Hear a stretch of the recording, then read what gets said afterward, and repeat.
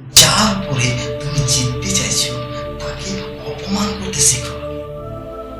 অর্থাৎ যার উপরে তুমি কর্তৃত্ব করতে চাইছো তাকে আগে ছোট নজরে দেখো, তাকে অপমান করো, লজ্জা দাও, তবেই সে তোমাকে ছেড়ে দেবে, তোমাকে জিততে দেবে।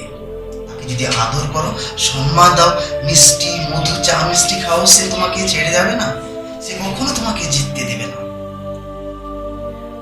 আমরা কি করি, আমরা যখন আমাদের শরীরে অসুখ বিসুখ হয়ে আমরা ডাক্তারের কাছে যাই, ডাক্তার আমাদেরকে বলে, রে বাপরে তোমার এত বড় অসুখ হয়ে গেছে, এই অসুখ সারার অসুখ নয়, সারা জীবন তোমাকে ওষুধ খেয়ে যেতে হবে।